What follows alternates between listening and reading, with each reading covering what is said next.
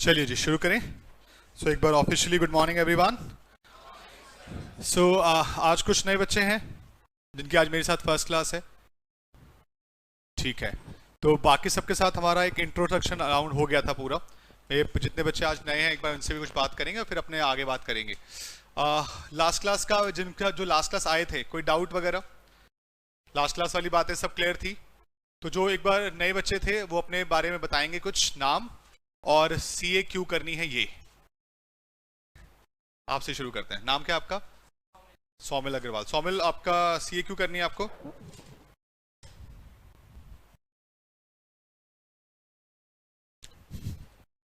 Obviously money. दूसरा, मन ही होना चाहिए जी। और कुछ पैसे के अलावा? पैसा तो कहीं से भी कमा सकते थे ना, सीए से क्यों कमाना है? रिश्ते अच्छे मिलेंगे पीसा पीसा अच्छा आएगा है पीसा बताओ।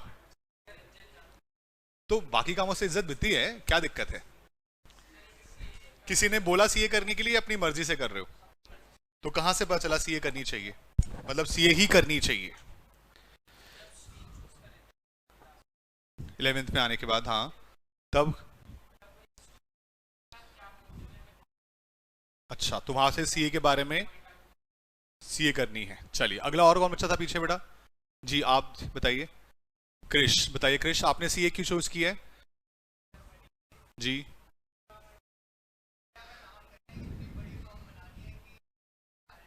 चलो वेरी गुड, बहुत अच्छी बात है। आपने एक मोटिव डिसाइड किया हुआ है। इंडिया के अंदर जितनी भी सीए फर्म काम करती है ना, वो उसमें बिग फोर्स के नाम बहुत फेमस होते हैं, लेकिन वो बिग फोर्स कहीं ना कहीं इंडियन फर्म्स नहीं है, सारी इंटरनेशनल फर्म्स हैं। नाम सुने आपने बिग फोर्स के? क्या क्या हैं? ईवाई, डिलॉयट, केपीएमजी, पीडब्ल्यूसी। ये आगे पीछे घूमती रहती हैं, एक दूसरे के चारों आगे पीछे होती रहती हैं। उसके बाद हमारी इंडियन फर्म्स भी आती हैं, लेकिन वो बिग फोर में एंटर नहीं किए हैं अभी तक। हमारा जब इंटर्नशिप वाला पीरियड शुरू होगा तो हमारा भी एक मोटिव होगा कि हम भी उन बिग फोर्स में जाएं, और मैं कहता हूं जाना चाहिए, क्योंकि उनका ना एक वर्क कल्चर, काम करने का तरीका हमारी इंडियन फर्म से बहुत बेटर है। तो वो सीखकर आप अपना फर्म स्टार्ट करें बाद में, और जब आप अपना काम स्टार्ट करें तो उसी कल्चर को लेकर आए, ताकि कल को हो सके जो इन्होंने बोला कि हमारी फर्म इंडिया में बेस्ट बन जाए और बाहर भी बेस्ट बने। मैं तो कहता हूं बाहर के लोग हमारी फर्म से ऑडिट कराएं, तो ये कितना अच्छी, कितनी प्राउड वाली बात होगी। बिल्कुल अच्छी बात है। आप बेटा मानव, मानव बताइए क्यों सीए करनी है मानव? पैसा तो है ही, पैसा तो सबको चाहिए यार, पैसा किसको नहीं चाहिए, लेकिन सीए से ही क्यों चाहिए, ये मेरा मोटिव है। अच्छा, तो इसीलिए सीए आपने चूज किया। पीछे और कौन था बेटा लास्ट में? जी विपिन कुमार। विपिन, आपने क्यों सीए चूज किया बेटा? अच्छा, बिल्कुल सही बात है। कॉमर्स में आपसे लास्ट क्लास ही बात हुई थी कि कॉमर्स में बेस्ट कोर्स कौन सा है आपका? सीए का। अच्छा, किसी ने ये नहीं बोला बहुत मुश्किल है यार, हो नहीं पाएगी तुझसे? बिल्कुल, जिसके लिए जो पढ़ ले उसके लिए आसान, जो ना पढ़े उसके लिए मुश्किल। चलिए और कौन था पीछे? जी क्या नाम है आपका? ईशांत गुप्ता जी। सीए किस लिए करनी है बेटा? क्या बोल रहे हो? रिस्पेक्ट के लिए। अच्छा, तो रिस्पेक्ट सिर्फ सीए करने से मिलती है? अच्छी रिस्पेक्ट बुरी रिस्पेक्ट कौन सी होती है? तो हमें सीए, मतलब मेरा कंसर्न ये है कि क्या हम कोई और कोर्स करके रिस्पेक्ट नहीं पा पाते? मिलती ना, तो फिर सीए के थ्रू ही क्यों? एक मुश्किल रास्ता क्यों चूज कर रहे हो? किसी ने बोला सीए मुश्किल है? किसने? अच्छा, किसके कहने पे सीए कर रहे हो, अपने आप या किसी के कहने पे? तो हम ये मान रहे हैं कि मतलब ऑलमोस्ट इस बैच में सारे बच्चे वो हैं जो सीए अपनी मर्जी से कर रहे हैं, मतलब हम अपनी मर्जी से सीए करने के लिए तैयार हो गए हैं, और ये अच्छी चीज भी है। और ये चीज जब आपके चैप्टर आगे बढ़ेंगे, आपके रिस्पॉन्स से, आपके टेस्ट के मार्क्स से ये आइडेंटिफाई भी होगा कि आप कितनी अपनी मर्जी से कर रहे हैं, कितनी आप दबाव, किसी प्रेशर में कर रहे हैं। और मैंने आपको पहले दिन भी बोला, आज भी बोलता हूं, अगर आप प्रेशर में करेंगे ना तो आप वो परफॉर्मेंस नहीं दे पाएंगे जो सीए डिजर्व करता है। तो इसीलिए कोई भी दिक्कत परेशानी रहे कभी भी तो जरूर बात कीजिए, रिस्पेक्टिव टीचर से बात कीजिए, किसी और टीचर से बात कर लीजिए, कोई दिक्कत नहीं है, आपको सारे हेल्प करेंगे अपनी तरफ से, क्योंकि आप इस फील्ड के लिए अभी नए हैं। हम इस फील्ड में ऑलरेडी बहुत टाइम से हैं, तो हम बेटर समझ सकते हैं चीजों को, बेटर आपको गाइड कर सकते हैं ताकि आप बेटर परफॉर्म कर पाए। ठीक है जी। सो एक बार लास्ट क्लास जो हमने किया था उसके बारे में बात करें। लास्ट क्लास हमने क्या किया था वैसे आपके साथ? कुछ किया था हमने? मेरे हिसाब से तो कुछ भी नहीं किया था, हमने सिर्फ ये इतना लिखा था बस। बट इतनी चीजों के अंदर हमें कुछ समझ में अच्छा आया था। क्या समझ में आया था हमें? Dual aspect. और डुअल एस्पेक्ट का मेन मोटिव क्या था? बेसिक्स को अच्छा करना। मैंने आपसे कहा था कि आपका और मेरा अकाउंटिंग बेसिक कैसा होना चाहिए? सेम होना चाहिए, ताकि जब मैं कुछ पढ़ाना शुरू करूं तो आपके पास वो बहुत अच्छी तरह से पहुंचे। क्योंकि अगर वो अच्छी तरह से नहीं पहुंचा तो मैंने अगर 100 चीजें बताई और आपके पास 70 पहुंची तो आप एग्जाम में 50 लिखेंगे।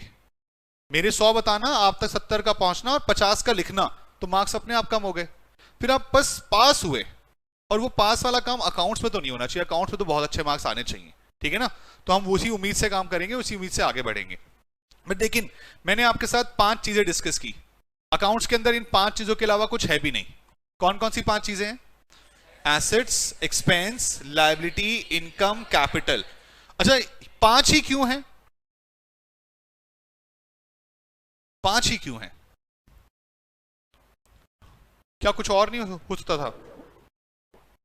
और अगर 5 ही हैं तो इन 5 के होने का रीजन क्या है? मैंने आपसे लास्ट क्लास ही बोला, हर चीज का कुछ ना कुछ लॉजिक है, रीजन है, उस पर जरूर जाइए। क्योंकि सामने वाला ना आपसे क्या पूछ ले आप नहीं सोच सकते इस बारे में। बस अगर आपसे पूछा गया तो जवाब आना चाहिए। सीए का मतलब नॉलेज। अब सामने वाला क्या पूछ रहा है, मैं आपसे पूछ रहा हूं कि 5 ही क्यों है। क्या 5 का कोई लॉजिक हो सकता है कि 5 ही क्यों बनाए गए, या 5 ही क्यों बने? क्या इसके अलावा कोई भी चीज ऐसी है जो इसके बाहर चली जाए या इन्हीं 5 में आ जाए?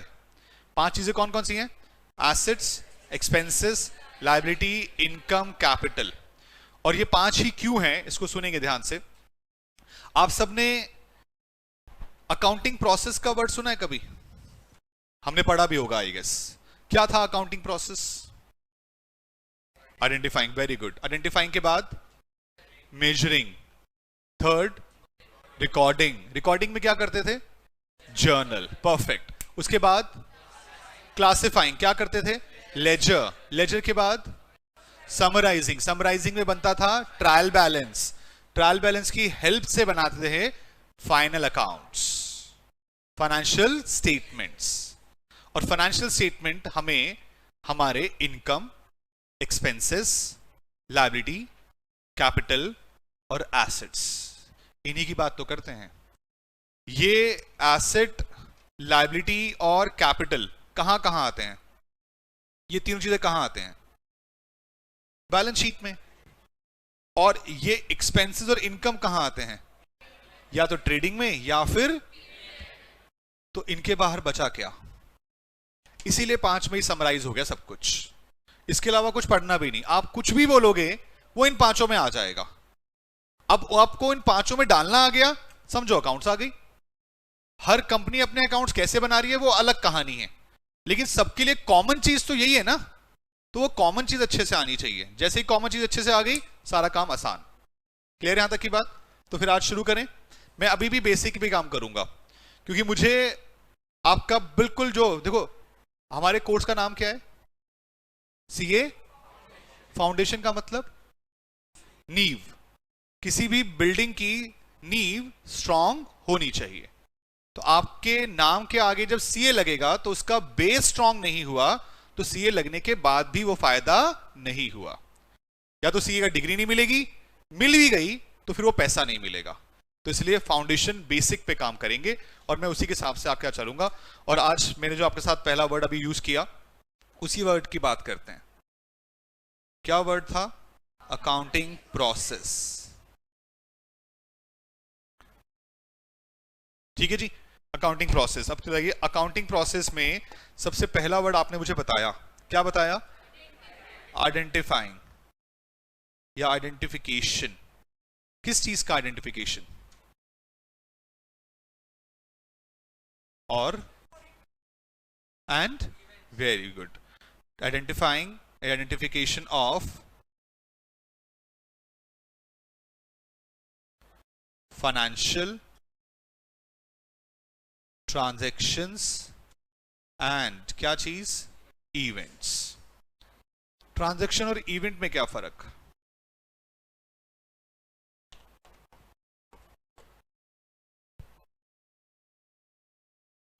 कुछ भी पूछा जा सकता है। अब वहां पर ये काम नहीं चलेगा, चलो जी इग्नोर कर देते हैं, ये एग्जाम में नहीं आएगा। आप ऐसा सोच ही नहीं सकते। एग्जाम में नहीं आया मान लिया, जिंदगी में तो आएगा। ट्रांजैक्शन और इवेंट में फर्क क्या हुआ? कोई भी आपसे पूछ सकता है। अभी आप सब लोग सीए फाउंडेशन में आ गए, 12th पास होने ही वाले हो, रिजल्ट आना बाकी है बस। कोई आप में से किसी का कोई छोटा भाई बहन अभी 11th में आया? कोई है, कोई जान पहचान या नोन में? अगर वो आपसे पूछ ले कि भैया दीदी ट्रांजैक्शन और इवेंट में क्या फर्क है, तो आप उसे क्या बोलोगे? निकल यहां से। समझ रहे हो बात को? अब उसके मन में पहले से वैसी आपके लिए रिस्पेक्ट नहीं है, अब और कम हो जाएगी। क्यों? क्योंकि वो बोलेगा ये सीए कर रहा है या कर रही है और इसे ये मतलब नहीं पता। और ऐसी कल जो लास्ट क्लास में बात हुई एंट्रीज को लेकर, जब वो 11th में नया नया सीख रहा होगा, उसे दिक्कत आ रही होगी, वो आपकी हेल्प मांगेगा कि भाई ये क्या होता है। और आप अगर वो हेल्प नहीं कर पा रहे होगे तो उसके लिए माइंड में क्या होगा कि ये सीए करने के बाद भी नहीं कर पा रहा, इसका मतलब सीए मुश्किल है या फिर ये बेवकूफ है। समझ रहे हो बात को? चलो ये तो घर घर की बात है, घर में दब जाएगी। लेकिन आपके क्लाइंट को ऐसा लगा तो कि मेरा सीए मुझे बात नहीं बता पा रहा, तो क्या लगता है वो आपको पैसे देगा? आपको नौकरी पे कोई रखेगा? तो सीए बन भी गए पर अच्छे सीए नहीं बने तो पैसा तो मिला ही नहीं। तो जो मनी फैक्टर आप सबके माइंड में चल रहा है वो कैसे पूरा होगा? समझे बात को आप? अब हम लास्ट क्लास से बात भी कर रहे थे कि इंजीनियर्स को लेकर बड़ा बुरा हाल है मार्केट में, लेकिन क्या सारे इंजीनियर्स का बुरा हाल है? नहीं ना, इंजीनियर्स तो करोड़ों रुपए भी कमाते हैं और कुछ का हजारों में भी हाल है। तो इसका मतलब अच्छा बनना ही जरूरी है। मेन अच्छा बनने के लिए अपने अंदर वो स्किल्स, वो डेवलपमेंट रेगुलर बेसिस पे लानी होंगी, ताकि हमें हर वो चीज जो हम पढ़ रहे हैं उसको सिर्फ रीड नहीं करना है, उसको लर्न नहीं करना है, उसको अंडरस्टैंड करना है। जैसे आपके अंदर एक अंडरस्टैंडिंग कॉन्सेप्ट डेवलप होगा, आप अपने आप के अंदर खुद फील करेंगे कि एक चेंज आना शुरू हो गया है, चीजों को देखने का नजरिया बदल गया है और चीजों को करने का तरीका बदल गया है। और ये उसी का एक छोटा सा एस्पेक्ट है। ये चीज हमने सबसे पहले अपनी 11th क्लास में पढ़ी है, लेकिन जब ये पढ़ी होती है ना, उस वक्त पर हम लिटरली 10th पास करके बैठे होते हैं, जहां पे हमारा कॉमर्स में शायद इंटरेस्ट अभी डेवलप भी नहीं हुआ होगा। और उस वक्त की पढ़ाई हुई चीज आज मैं 2 साल बाद पूछूंगा तो ऑब्वियस सी बात है, मैं आपसे एक्सपेक्ट भी नहीं कर रहा था कि आप मुझे बता पाएंगे। लेकिन आज के बाद जब आपसे कोई पूछेगा तो मैं ये जरूर एक्सपेक्ट करता हूं कि आपको पता रहना चाहिए। कब तक रहना चाहिए? हमेशा के लिए रहना चाहिए, क्योंकि 12th के आगे की बातें आपके करियर में हेल्प करेंगी। 12th तक की बातें ने आपको सिर्फ रिमार्क्स दिलाए हैं, यहां से आपका करियर बनेगा, चाहे वो जॉब पर्सपेक्टिव से बने, चाहे वो प्रैक्टिस पर्सपेक्टिव से बने, शायद वो टीचिंग पर्सपेक्टिव से बने। कभी जब मैंने 11th 12th की तो मुझे भी नहीं पता था कि यार क्या होता है ट्रांजैक्शन और इवेंट, बस मार्क्स के लिए पढ़ रहे थे, काम चल रहा था। लेकिन जब इस तरह की सिचुएशन सामने आनी शुरू हुई, पढ़ाना शुरू किया, तो भाई समझ में आया कि हमने तो उस हिसाब से पढ़ा ही नहीं जिस हिसाब से पढ़ना चाहिए था।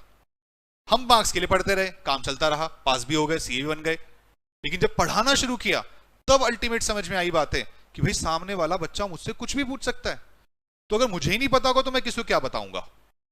और वो सिचुएशन आपके लिए, आपका क्लाइंट, आपके जॉब पे इंटरव्यू, और कोई स्टूडेंट या किसी तरह से भी आपका भाई बहन किसी फॉर्म में भी आपके सामने आ सकता है। तो अपने आप को जितना आप कर चुके हो उसको लेकर वेल प्रिपेयर्ड रहना जरूरी है। ठीक है? नाउ अब ट्रांजैक्शन का मतलब क्या है? आपके मन में जो बात आएगी, ट्रांजैक्शन क्या होती है? कोई भी चीज ट्रांजैक्शन जो रेगुलर बेसिस पे इनकम और एक्सपेंस हो। सिर्फ रेगुलर बेस पे इनकम एक्सपेंस ही होगा? अगर मान लीजिए मैं फोन खरीद लेता हूं तो वो इनकम एक्सपेंस में आएगा या नहीं आएगा? मुझे ना ये वाला पार्ट बड़ा अच्छा लगता है जब हम डिस्कशन कर रहे होते हैं, और डिस्कशन में आपका पार्टिसिपेशन आपके अंदर ना एक अलग ही इंटेलेक्चुअल लेवल लेकर आएगा। तो डिस्कशन करने डरना मत, बात करने से मत डरना। आपके मन में बात आई है, बताइए जरूर, उसको डिस्कस करके हम शायद उसे और अच्छा बना दें, और शायद वो बहुत ही खराब हो उसे ठीक कर दें। जी, तो क्या मेरा फोन खरीदना ट्रांजैक्शन होगा या नहीं होगा? बट वो इनकम एक्सपेंस तो नहीं है। फोन खरीदना तो मेरे लिए क्या है? एसेट है। तो इसका मतलब आधा अधूरा हुआ ना ट्रांजैक्शन का मतलब आपके हिसाब से? इनकम एक्सपेंस बोलना गलत हो जाएगा सिर्फ। जी,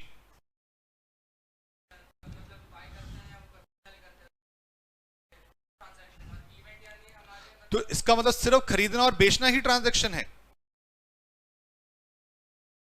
चलेगा? लेट्स से मैंने बिजनेस में पैसा लगाया, ट्रांजैक्शन है या नहीं है? तो आपके पॉइंट से बाहर हो गया फिर वो। इनके पॉइंट ऑफ से क्या था कि सर कुछ खरीदा या कुछ बेचा तो ट्रांजैक्शन है। फिर तो मेरे बिजनेस से पैसा लगाना, मेरा पैसा बिजनेस से निकालना, ड्राइंग्स करना, क्या ये ट्रांजैक्शन होंगे या नहीं होंगे? होंगे ना। आप देख रहे हो, एक का इनकम एक्सपेंस निकल के आया, एक का सेल परचेज निकल के आया, और आपके मन में भी बहुत पॉइंट निकल के आ रहे होंगे। अभी कोशिश करिए, बताने की कोशिश करिए कि हाँ सर ये चीज हो सकती है ट्रांजैक्शन। करो कोशिश।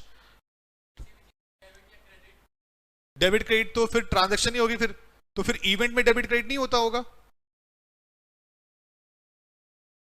इवेंट में कभी कभी होता है। ट्रांजैक्शन हम कह सकते हैं कि रेगुलर बेसिस पे होती है, और इवेंट नॉट रेगुलर, कभी कभी। इसको मैं अब आपके लिए समराइज करता हूं बड़े सिंपल वे में। ऐसी हर वो चीज जिसकी वजह से आपके फाइनेंशियल रिसोर्सेज बदल जाएं, चेंज आए, किस में आए? फाइनेंशियल रिसोर्सेज में। अब वो इनकम एक्सपेंस से आए, वो सेल परचेज से आए, वो कैपिटल इंट्रोड्यूस से आए, वो कैपिटल विड्रॉल से आए, जिस मर्जी चीज से आए, लेकिन क्या आए?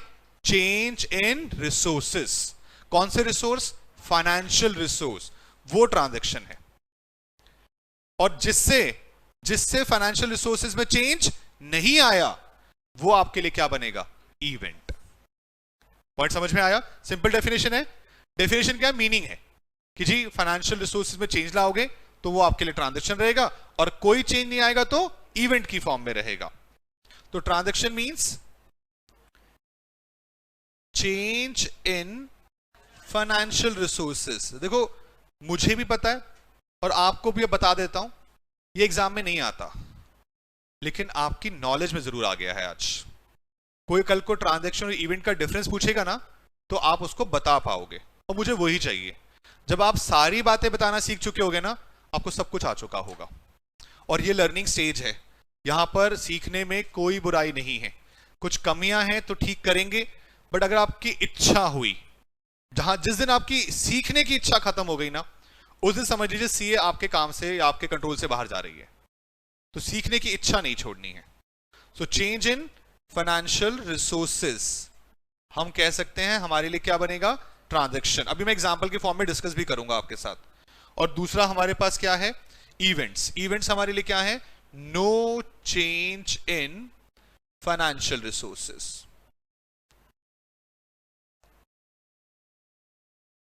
ठीक है जी। अब इसका एग्जाम्पल क्या हो सकता है?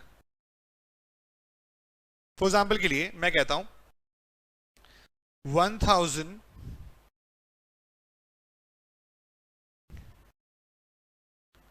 चेयर्स परचेज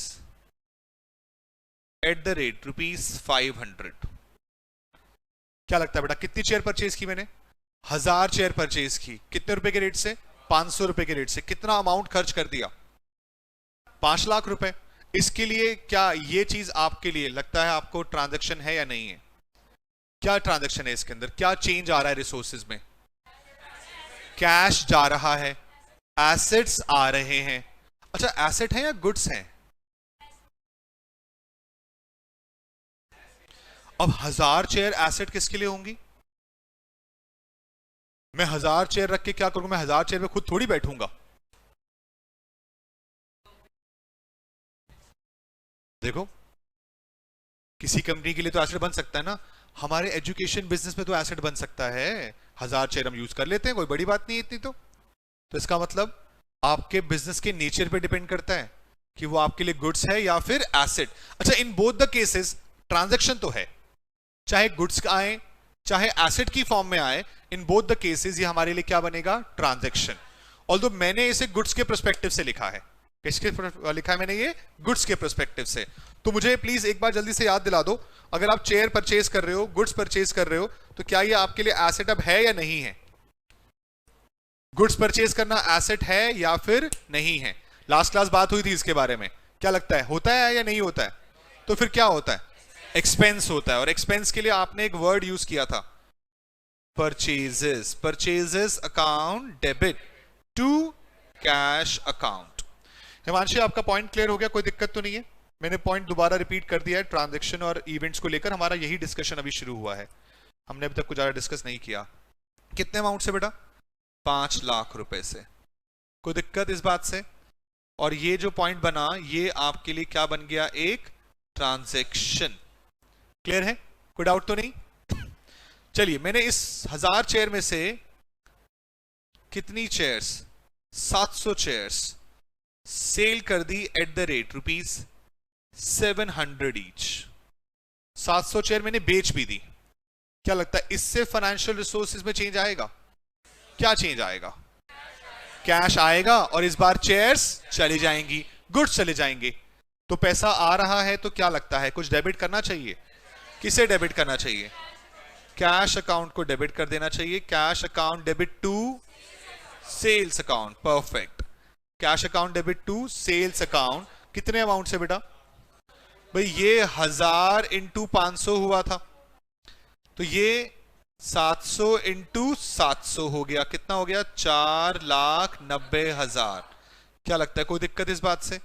क्या ये भी ट्रांजैक्शन ही है? बताइए, यहां तक कोई दिक्कत तो नहीं? चलो, ये पूरे साल में 1000 चेयर खरीदी, पूरे साल में 700 चेयर बेच दी। आज साल का आखिर दिन 31 मार्च, और मेरे गोडाउन में आज भी कुछ चेयर्स बची हुई हैं। कितनी बची हुई हैं? 300।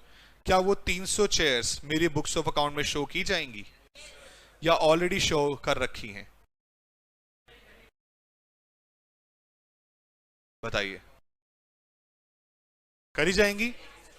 सोचो, मैंने जब चेयर्स को परचेज किया था, मेरा इंटेंशन उन्हें रखने का था या बेचने का था? बेचने का था। जो बेचनी थी बेच दी, लेकिन जो अभी तक नहीं बेच पाया, तो वो मेरे गोडाउन में पड़ी हैं। वो अब कब बिकेंगी? अगले साल। तो 31 मार्च के दिन वो 300 चेयर का खर्चा आज बनेगा एसेट। क्या बनेगा? एसेट। अब बहुत ध्यान दीजिएगा, बहुत इंपॉर्टेंट चीज आने वाली है। Remaining 300 chairs valued at the rate. बेटा 500 की लाया था, 700 की बेचता हूं, कितने का दिखाऊं गुड्स के गोडाउन में? कितने का है? 500 या 700? क्यों 500? क्यों? जितने पे खरीदा। जितने पे? अच्छा, मान लो 500 की लाया था, बिक नहीं रही है, 400 में बिक जाएगी। अब कितने पे दिखाऊं? 500 या 400? अब दिखाएंगे 400 पे। आप लोगों को 11th का एक पॉइंट था, फिर से याद है या नहीं, लेकिन हम पढ़ेंगे, हमारे पास आएगा दोबारा। हमारा जो स्टॉक होता है उसका वैल्यूएशन होता है कॉस्ट और NRV, which ever is lower. NRV word ज्यादा है कुछ? एनआरवी को मैं सिंपल बोलता हूं आपके लिए, मार्केट प्राइस। और ये जो कॉन्सेप्ट था, ये आपके 11th क्लास में एक और अच्छा वर्ड था, प्रूडेंस। क्या वर्ड था? प्रूडेंस। या फिर आपने शायद सुना हो कंजर्वेटिज्म। प्रूडेंस या फिर क्या? कंजर्वेटिज्म। ये हमें सिखाया करते थे, do not anticipate future profits but provide for all prospective losses. मतलब फ्यूचर में होने वाला फायदा मत बुक करिए, मत रिकॉर्ड कीजिए, लेकिन फ्यूचर में होने वाले नुकसान के लिए तैयार रहिए। बात समझ में आ रही है? यह अकाउंटिंग का एक प्रूडेंस कॉन्सेप्ट है, जो थोड़ा सा समझदारी से काम कर रहा है इस चीज को लेकर कि जी अगर आपको दिख रहा है कि फ्यूचर में कोई नुकसान हो सकता है, तो उसके लिए आप तैयार हो जाओ। ऐसे नुकसान आपने बहुत बनाए हैं। पहले आपको बताऊं मैं कौन सा बताया था आपने? मैं आपको एक वर्ड बोलता हूं, provision for doubtful debts. Doubtful का मतलब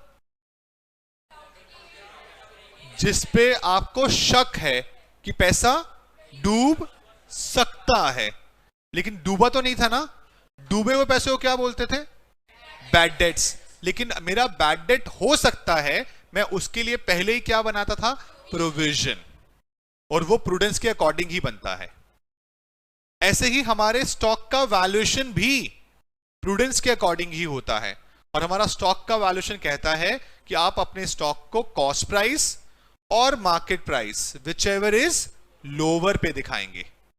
लोअर पे दिखाने से क्या होगा, समझो एक बात ध्यान से। अगर 500 रुपए का कॉस्ट प्राइस है और 700 रुपए का सेलिंग प्राइस है, तो अगर मैंने 700 पे दिखाया 300 पर चेयर्स को, तो मैंने ये मान लिया कि मुझे इतना पैसा मिल चुका है या मिलेगा? मिलेगा। लेकिन क्या 700 पे दिखाने से मेरी स्टॉक की वैल्यू बढ़ नहीं जाएगी? इसका मतलब मैं हायर वैल्यू दिखा रहा हूं, और हायर वैल्यू दिखाने का मतलब मेरा प्रॉफिट बढ़ गया। आपको ट्रेडिंग अकाउंट आता है? ट्रेडिंग अकाउंट में ध्यान से सोच समझ के जवाब देना। मैं आपको ट्रेडिंग अकाउंट दिखा रहा हूं ताकि कॉन्सेप्ट की बातें देखो। पता है, एक बात से ना 100 बातें निकल जाती हैं, तो वो मुझे सब बातों को बीच में जोड़ कर लेके चलना है। पता है, ट्रेडिंग अकाउंट में परचेज कहां दिखाऊं? क्यों? डायरेक्ट एक्सपेंस है। एंट्री क्या होती है परचेज की? Purchases to cash. आपने कर दी ऊपर, कितने की करी थी? 5 लाख की। फिर परचेजेस को यहां क्या किया है? ट्रांसफर। उसकी एंट्री बोलिए। Trading account debit to purchases. पूरे साल जितनी भी परचेज की गई हैं वो लास्ट में आकर ट्रेडिंग में ट्रांसफर की जाती हैं, जिसकी एंट्री बनती है trading account debit to. Although इन सारी चीजों पर हम डिस्कशन करेंगे जब हम फाइनल अकाउंट शुरू करेंगे। फिलहाल के लिए मैंने आपको सिर्फ यहां 5 लाख लिख के दिखा दिया। अच्छा, फिर सेल्स की एंट्री हुई। सेल्स की एंट्री बताइए। Cash account debit to sales. Sales को ट्रेडिंग में ट्रांसफर करिए। Sales account debit to trading. तो ये लीजिए, बाय सेल्स आ गया कितने से? 4,90,000। आप ना ओरली कैलकुलेटर पे करना है, कर लीजिएगा। अच्छा, आपको पता है ना आपको कैलकुलेटर अलाउड है? अब नहीं पता किसी को? अभी आप लोगों ने कैलकुलेटर लेना है, कुलदीप सर ने बता दिया आपको कैलकुलेटर कौन सा लेना है, तो वो वाला कैलकुलेटर लीजिए। हमें अकाउंट से ऐसी कोई दिक्कत नहीं है, हमारे लिए कैलकुलेशन नॉर्मल चाहिए, लेकिन वहां पर आपको शॉर्टकट चाहिए तो उसी हिसाब से कैलकुलेटर लीजिएगा, ठीक है?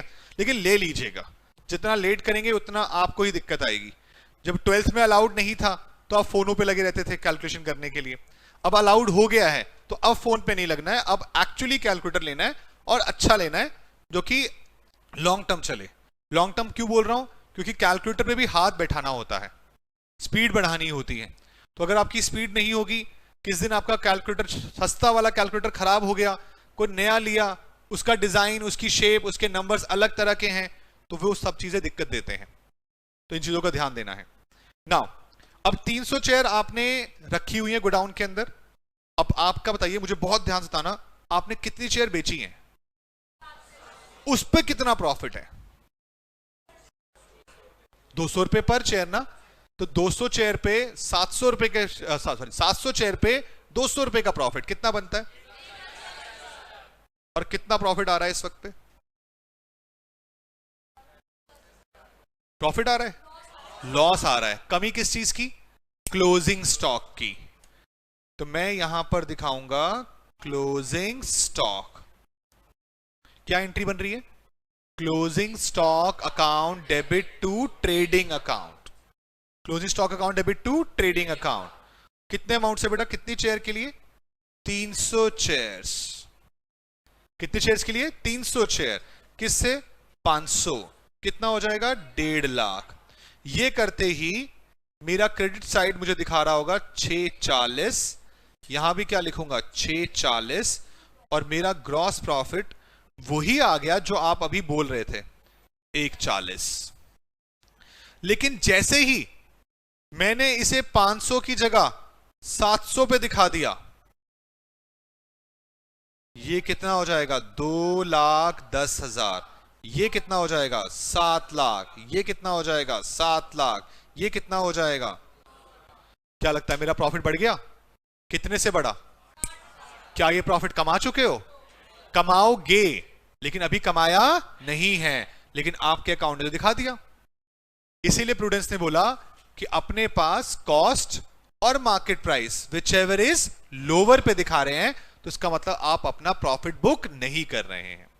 अब वो प्रॉफिट बुक नहीं कर रहे हैं जो अब तक हुआ नहीं है, जो आपने कमा लिया है वो जरूर दिखाई देगा। अब एक चीज समझना,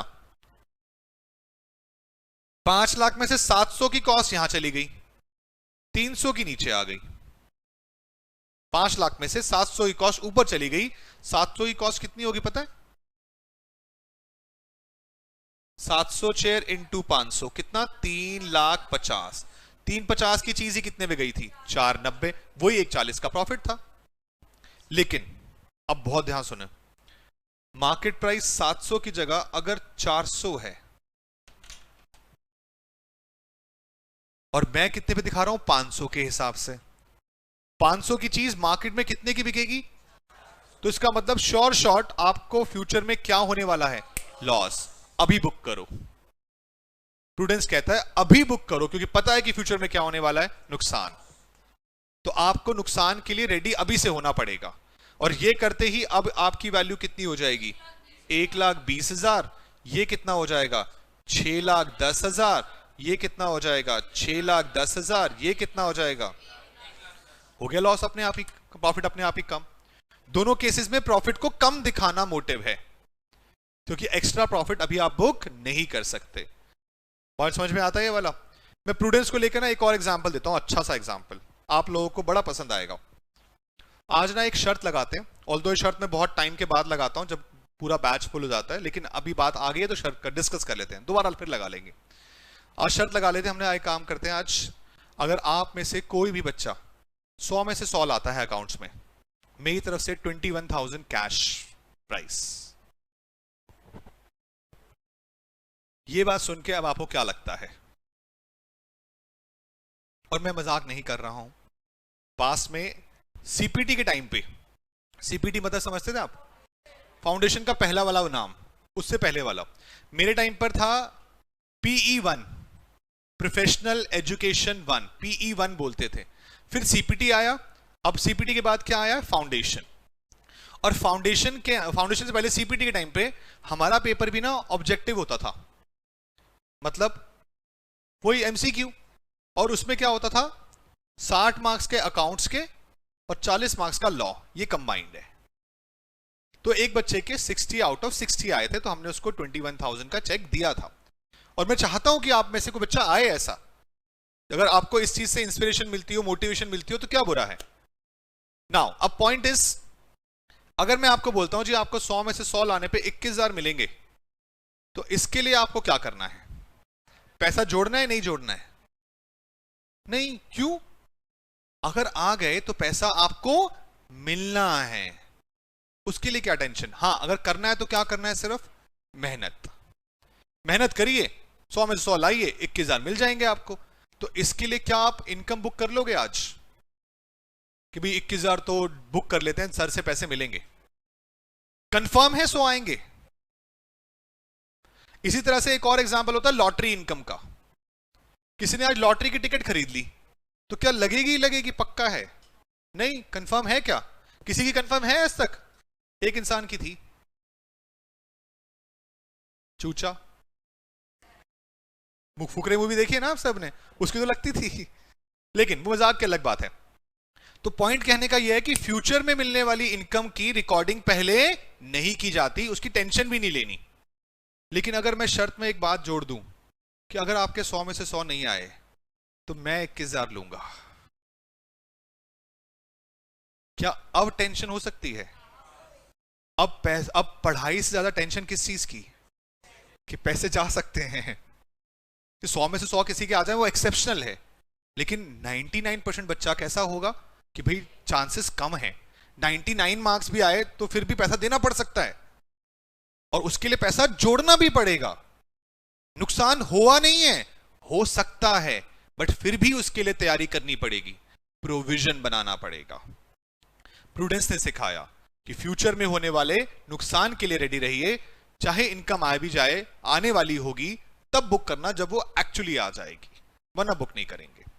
आई बात समझ में ये वाली? चलिए वापस से पॉइंट पे आते हैं, एक पॉइंट से दूसरे पॉइंट पे निकल गए थे, लेकिन वापस आते हैं। हमारा पॉइंट क्या चल रहा था बेटा? 300 चेयर को किस पे वैल्यू करें हम? कॉस्ट प्राइस और market value, which ever is. फिलहाल हमारे लिए कॉस्ट प्राइस कितना है? 500। मेरा यहां पे कॉस्ट प्राइस लिखना गलत है, मुझे लिखना चाहिए कॉस्ट प्राइस और market value which ever is, लेकिन मुझे पता है कि मेरा मार्केट वैल्यू इससे ज्यादा है, इसलिए मैंने कॉस्ट लिख दिया है। जब मैं इन्वेंट्री वैल्यूएशन कराऊंगा, क्या बोला मैंने? चैप्टर है हमारे कोर्स के अंदर, इन्वेंट्री का वैल्यूएशन सिखाया जाएगा, वहां पे मैं ये प्रॉपर लिखवाऊंगा कि आपको इन्वेंट्री को वैल्यू करना है कॉस्ट और एनआरवी, नेट रियलाइजेबल वैल्यू। आज के लिए एनआरवी का मतलब आपके लिए मार्केट प्राइस, लेकिन एनआरवी क्या है जानेंगे जब हम इन्वेंट्री वैल्यूएशन पे पहुंचेंगे, ठीक है। फिलहाल के लिए ये कितना हो गया? 1.5 लाख रुपए। बताइए इससे क्या आया क्या गया? इस 1.5 लाख से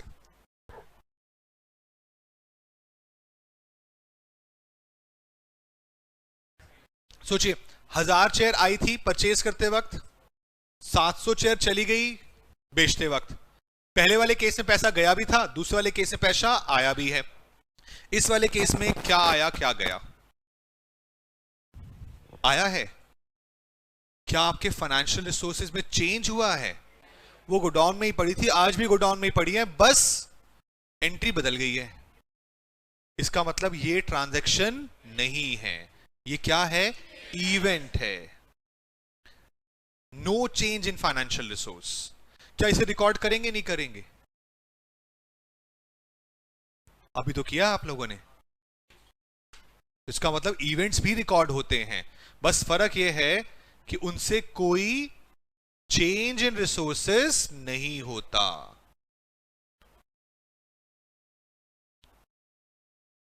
क्लोजिंग स्टॉक की जगह परचेज भी आता था, हमारी लास्ट क्लास में बात हुई है इसके बारे में, ऑल्दो हम अभी दोबारा करेंगे। जैसे जैसे हम आगे बढ़ेंगे ना, मैं आपके साथ बेसिक पे ना इतना टाइम लगाना चाहता हूं कि मेरी आगे की जिंदगी अच्छी रहे आपके साथ इस बैच के अंदर। मुझे नहीं चाहिए रिस्क इस चीज का कि भाई कोई भी ये बोले कि सर ये एंट्री क्यों हुई। मुझे पता है कि वो एंट्री उसको समझ आए, ये मेरा काम है।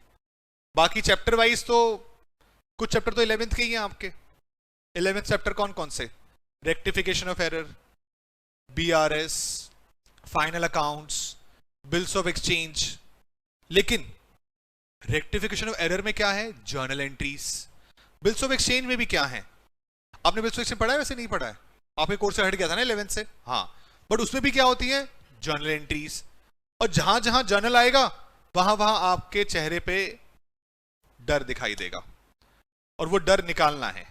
जर्नल एंट्रीज का डर निकालना है, इसीलिए आपके साथ बेसिक पर ज्यादा काम करना है। बात समझ आई यहां तक की? कोई दिक्कत तो नहीं इस बात से? तो हमारा पहला स्टेप अकाउंटिंग प्रोसेस का क्या रहता है? आइडेंटिफिकेशन। किसको करना है identify? Financial transaction and events. और ट्रांजैक्शन का मतलब क्या है? जो चेंज लेकर आए, किसमें? फाइनेंशियल रिसोर्सेज में। इवेंट्स का मतलब क्या है? जिससे चेंज नहीं। सेकंड पॉइंट भैया, सेकंड पॉइंट क्या होता है?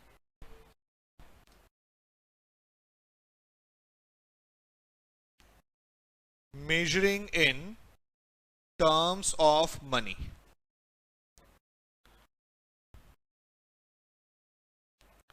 Measuring in terms of money. अच्छा, नोटिंग की टेंशन ना लेना, क्योंकि ना ये मैं बहुत कुछ लिखूंगा।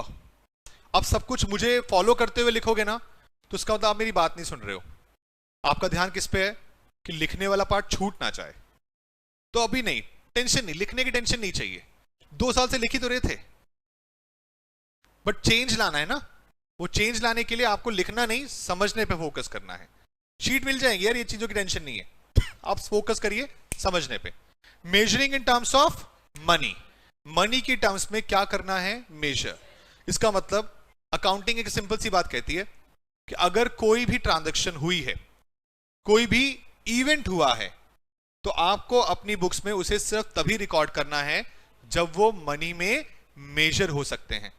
इस चीज को लेकर आपके पास एक अकाउंटिंग प्रिंसिपल भी हुआ करता था, मनी मेजरमेंट कॉन्सेप्ट।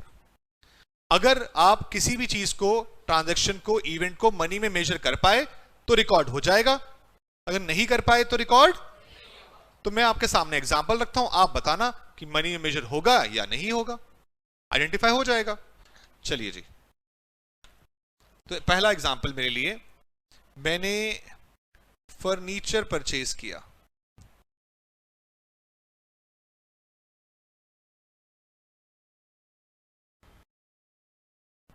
क्या ये मनी में मेजर हो रहा है या नहीं हो रहा? हो रहा है। Yes, it can be measured in किसमें? Money terms. दूसरा, मैंने फर्नीचर परचेज किया जिसमें क्या खरीदा? 2 चेयर।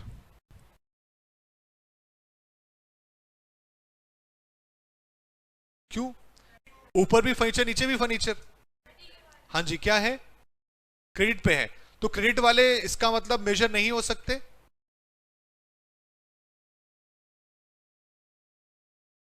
यहां पर लेट्स से, अब मैं आपके पॉइंटों से बोलता हूं, मेरे को ये पॉइंट बोलना नहीं था लेकिन मैं बोल देता हूं। 2 चेयर रुपीज 10,000 ऑन क्रेडिट। अब होगी या नहीं होगी? आप बताइए, क्यों नहीं होगी? क्योंकि क्रेडिट पे है इसलिए। क्या ये बात ठीक लग रही है आपको? इसका मतलब जो लोग उधार में काम करते हैं वो ट्रांजैक्शन को रिकॉर्ड ही नहीं करते होंगे। करते हैं।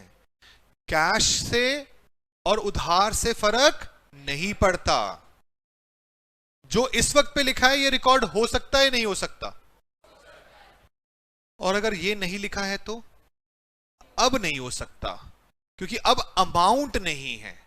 मनी का मतलब समझो, अमाउंट चाहिए कुछ रिकॉर्ड करने के लिए। पॉइंट समझ में आ रहा है? अब मैं आपको ये बोलूं जी, मैंने आपको ये बॉक्स दिया, रिकॉर्ड हो पाएगा नहीं हो पाएगा? नहीं हो पाएगा।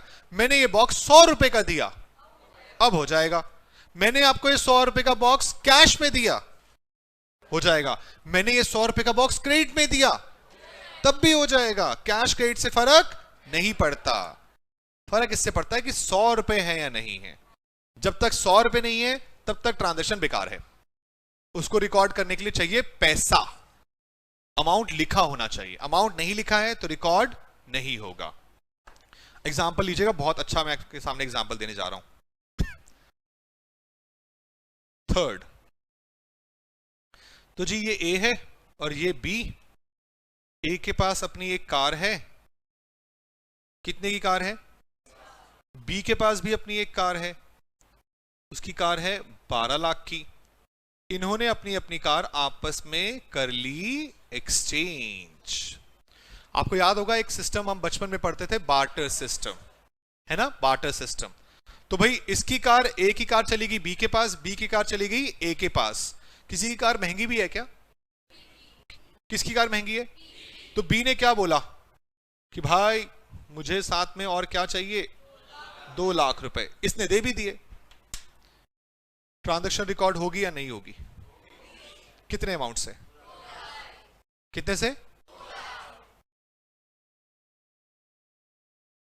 10 और 12 लाख से रिकॉर्ड नहीं करोगे? एक्सचेंज हो गई तो रिकॉर्ड होगी या नहीं होगी? अच्छा अब इमेजिन करो, इमेजिन करते हैं, सोचिए, ध्यान रखना। मेरी बैलेंस शीट में पहले से कार कितने की आ रही होगी? उसकी बैलेंस शीट में कार कितने की आ रही होगी? और अब मेरी जेब से 2 लाख और गए होंगे, उस 2 लाख की एंट्री बताइए।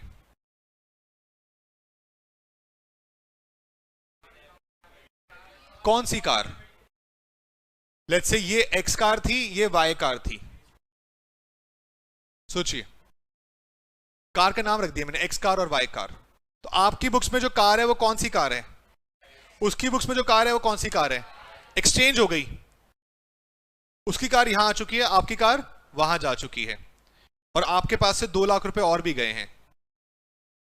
अब आप ट्रांजैक्शन में क्या रिकॉर्डिंग करोगे?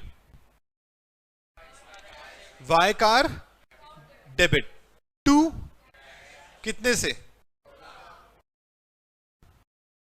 अब आपकी बैलेंस शीट में क्या चेंज आएगा? कौन सी कार में ऐड हो जाएंगे? एक्स तो वहां जा चुकी है, यहां पर वाई की कार ऐड होगी। जब x की यहां से कार जाएगी, y की कार यहां आएगी, उसे रिकॉर्ड नहीं करोगे? आपको लग रहा है कि सर एक्सचेंज हो रहा है, भाई एक्सचेंज में मनी वैल्यू बता तो दी। 10 लाख की कार गई, 12 लाख की कार आई, ये भी कौन रिकॉर्ड करेगा? मैंने जानबूझ के 2 लाख लिखे थे ताकि आप 2 लाख में फंस के रह जाओ। अब 10 और 12 के बारे में सोचना ही बंद कर दिया आपने। अभी भी आप ये सोच रहे हो कि जो कैश जाता है वो ही रिकॉर्ड होता है। नहीं, जहां जहां मनी वैल्यू है वहां वहां रिकॉर्डिंग है। अब सोचना ध्यान से, इसकी बुक्स में क्या एंट्री होगी? इसकी बुक्स में कौन सी कार आ रही है? वाइस कार अकाउंट डेबिट, कितने का? 12। इसकी बुक से क्या जा रहा है? एक्स कार, कितने का? 10। और जेब से पैसा और गया 2 लाख, पूरा रिकॉर्ड होगा। अभी भी माइंड वही चल रहा है, कैश कैश। नहीं भाई, हर चीज रिकॉर्ड होगी जहां जहां पर पैसा है। इसके पास क्या रिकॉर्ड होगा? एक्स कार डेबिट, कितने का? 10 लाख। कितना कैश आया? 2 लाख। 2 vice car 12। कहानी समझ आ रही है? हां, अगर ऐसा होता, मैंने अपने कजन को बोला ले भाई मेरी कार की चाबी, अपनी कार की चाबी मेरे को दे दे, कोई पैसे वैसे की बात नहीं कर रहे। अब बताओ, और ये ऐसा प्रैक्टिकली पॉसिबल नहीं है। मुझे अपनी पुरानी कार बेचनी है, और जब मैं पुरानी कार किसी को बेचूंगा तो क्या मुझे उसकी वैल्यू पता चलेगी? नहीं पता चलेगी।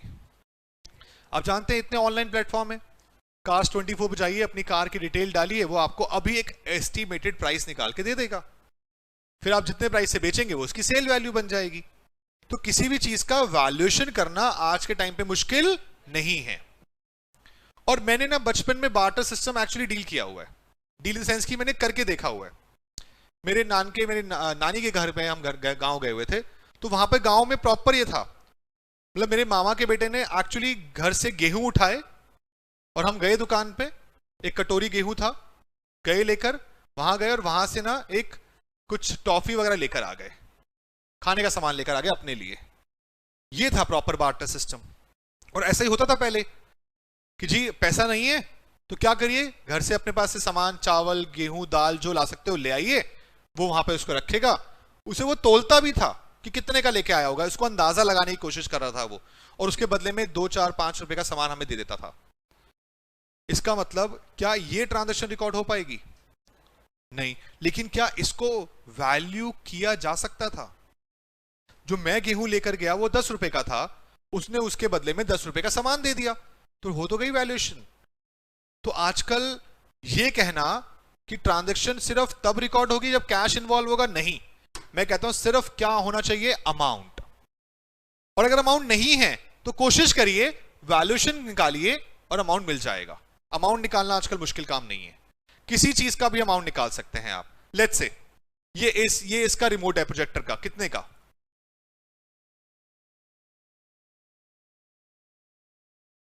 सोचिए, नकली ले जाओ तो 100 रुपए का मिल जाता है। आपके टीवी का रिमोट नकली ले जाओगे 100, 150, 200 रुपए मिल जाएगा। ये थोड़ा सा और बेटर होगा तो 200, 300, 500 का मिल जाएगा। मतलब वैल्यूएशन मिल रही है ना। आप सबके पास अपनी अपनी एक अलग वैल्यूएशन है, सबकी सबसे एक्यूरेट किसकी होगी? जिस प्राइस से वो मिल जाएगा। सिंपल सी बात है। तो हमारा काम मनी मेजरमेंट में कैश क्रेडिट देखना नहीं है, वैल्यूएशन देखना है कि अमाउंट का वैल्यूएशन क्या होगा। अगर वैल्यूएशन है तो बुक्स में रिकॉर्ड किया जाएगा। All the transaction either cash or credit will be क्या की जाएंगी? recorded in books only if they can be measured या फिर valued in terms of money। बस ये पॉइंट ध्यान रहना चाहिए। ये पॉइंट ध्यान रहेगा फिर कोई दिक्कत की बात है ही नहीं। कोई डाउट किसी को यहां तक है तो बताइए। 2 पॉइंट हम कवर कर चुके हैं। कौन कौन से 2 पॉइंट हो गए? पहला और दूसरा मेजरिंग। पॉइंट समझ में आया? नोटिंग छोड़ दे, कुछ नहीं रखा, वो छुप छुप के लगा हुआ है, नोटिंग हो जाएगी, कोई फायदा नहीं यार, नोटिंग हो जाएगी, आराम से घर जाए कर लियो। अभी आज क्लास को मजे लो, क्लास को ढंग से पढ़ोगे ना ज्यादा बेटर रहेगा। सीख के जाओगे ना तो नोट करने में मजा आएगा, लिखने का घर जाके ना दोबारा रिवाइज का टाइम मिल जाएगा, और ये टाइम है फिर जब हमारे पास प्रॉपर होगा। अभी जस्ट बिकॉज ऑफ मेरा शेड्यूल की वजह से आपके टाइमिंग थोड़े से ये कम चल रहे हैं, क्योंकि मेरी लक्ष्मी नगर क्लास होती है, मैं भी लक्ष्मी नगर से आया हूँ, सीए इंटर की क्लास मेरी वहां होती है। तो जैसे ही मेरा टाइमिंग थोड़ा सा स्लॉट मेरा फ्री होगा, एक दो विद इन 2-3 वीक्स के अंदर मैं फ्री हो जाऊंगा, फिर उसके बाद आपका स्लॉट बिल्कुल अवेलेबल होगा 2 बजे तक का, फिर 3-3.5 घंटे मिल रहे होंगे मुझे पूरे, फिर मैं बैठूंगा आपके साथ, फिर प्रॉपर नोट करना, फिर कोई दिक्कत नहीं है, फिर मैं आपसे ही करवाऊंगा क्वेश्चन, मैं करो सॉल्व बैठ के, फिर देखना आराम से। चलिए जी, थर्ड पॉइंट क्या है? रिकॉर्डिंग। और रिकॉर्डिंग कहां करते हैं? जर्नल में। जर्नल का एक और नाम बताओ, सुंदर सा नाम। प्राइमरी बुक ऑफ अकाउंट, या फिर ओरिजिनल, या फिर primary book of entry.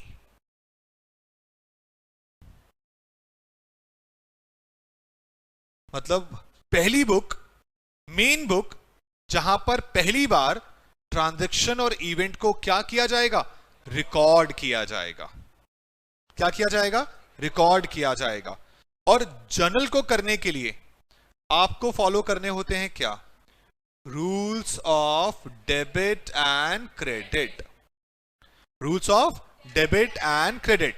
Debit credit को लेकर हम 2 तरह के रूल्स पढ़ते हैं। एक तो कौन से? ट्रेडिशनल। ट्रेडिशनल आपके वही कौन कौन से? Real, personal, nominal. और दूसरे कौन से? मॉडर्न। तो ट्रेडिशनल रूल्स और मॉडर्न रूल्स, उन दोनों पे आएंगे, लेकिन उससे पहले जर्नल क्या है उसके बारे में जाने। अब आपके हिसाब से जर्नल क्या है?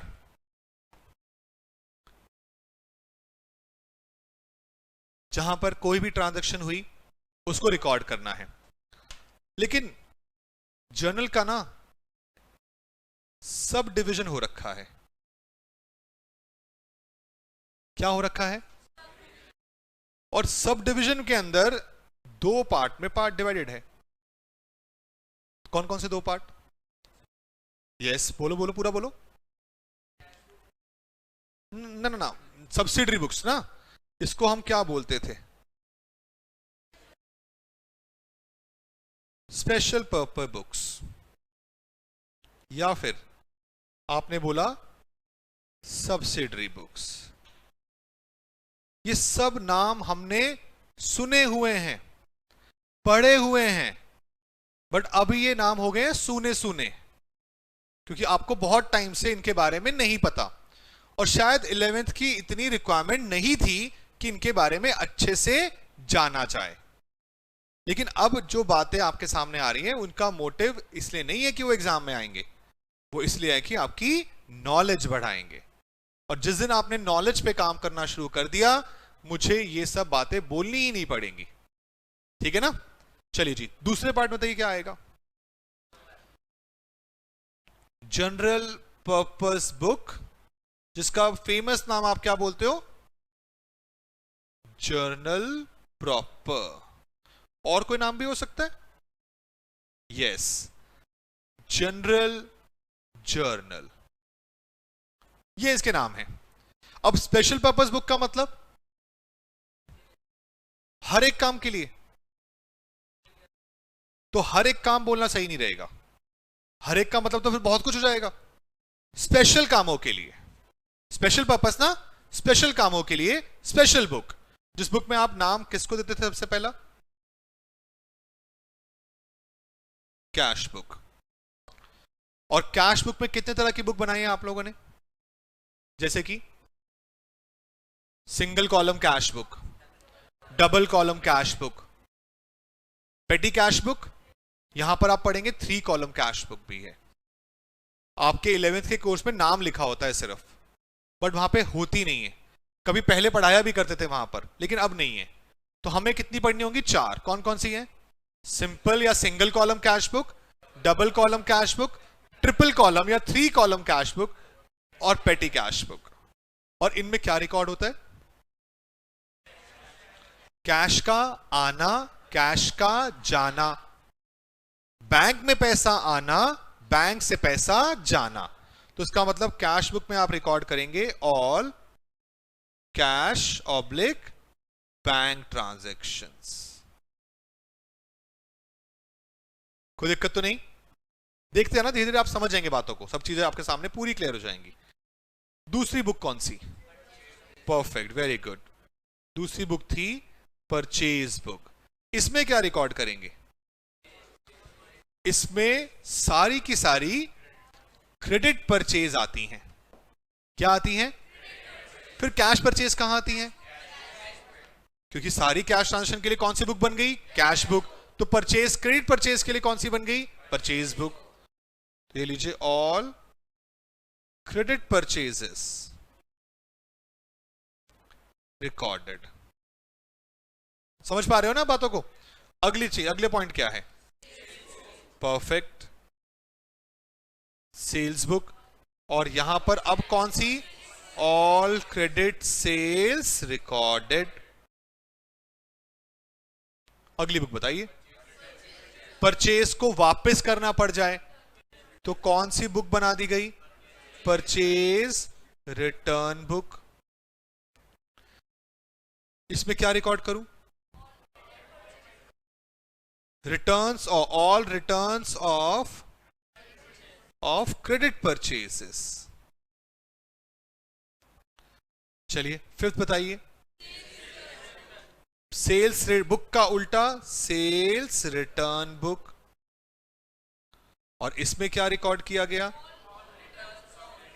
All returns of credit sales. अगली बुक कौन सी? हाँ बोलो बोलो। Bills receivable book. शायद ही सुनी हो आप लोगों ने। ये 5 तो सब सुनी होती हैं, लेकिन बुक 5 नहीं 7 होती हैं। यूज 5 ही कर रहे होते हैं हम। बीआर बुक, बीपी बुक बनाने को आती ही नहीं है ना, हमें यहां पढ़ने की जरूरत पड़ेगी, लेकिन है तो जरूर। तो कौन सी बुक बेटा? बीआर। बीआर मतलब बिल्स रिसीवेबल बुक। इसमें क्या रिकॉर्ड करते होंगे? ऑल बीआर क्या? Drawn during the year. अब आपके लिए बीआर वर्ड ही होगा सिर्फ, क्योंकि आपने बिल्स ऑफ एक्सचेंज नहीं पढ़ रखा, तो आपके लिए बिल्कुल नई बात है। बट हम बीआर बुक तो नहीं, लेकिन बीआर की जर्नल एंट्री जरूर सीखेंगे हम। वो कॉन्सेप्चुअली हमारे कोर्स के अंदर कवर्ड है। और बीआर का उल्टा क्या था? तो एक और बुक कौन सी आ गई? Bills payable book. और बिल्स पेबल बुक में क्या क्या आएगा? All bills payable accepted during the year. तो बीआर में बीआर ड्रॉन और बीपी में बिल्स पेबल एक्सेप्टेड। मैं पॉइंट बोलता हूं, आप मुझे बताएंगे इसमें कौन सी बुक में आएगा। ठीक है, बोलो, शुरू करूं। कैश सेल्स, पर cash purchase, rent paid in cash, goods purchase in cash, goods purchase on credit, asset purchase in cash, asset purchase on credit.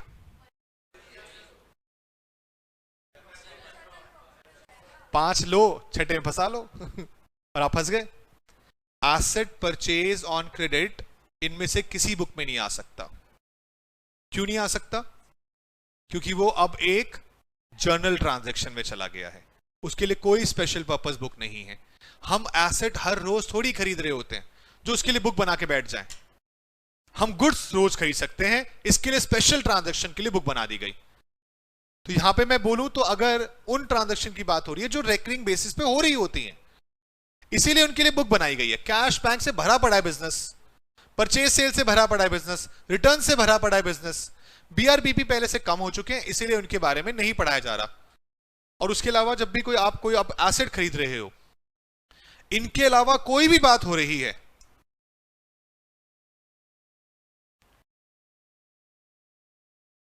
All remaining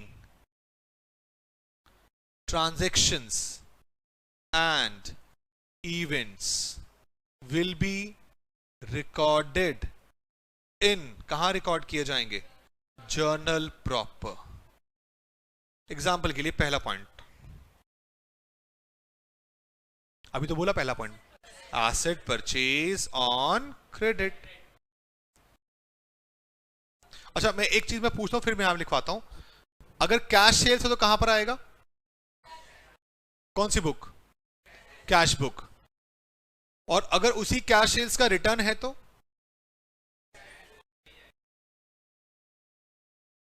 क्या वो सेल्स रिटर्न बुक में आएगा, क्या वो जर्नल प्रॉपर में आएगा, या वो कैश बुक में आएगा?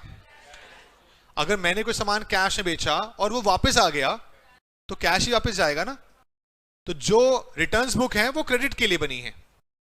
कैश बुक में आया, कैश बुक में ही गया, तो कैश बुक का ही रह गया। समझ में आ रही बात? सो एसेट परचेज ऑन क्रेडिट आ गया। अगला एसेट सोल्ड ऑन क्रेडिट। चलिए अगला बोलिए। आउटस्टैंडिंग। आउटस्टैंडिंग एंट्रीज को मैं इस सिंपल में बोलता हूं, सारी की सारी कवर कर जाऊंगा।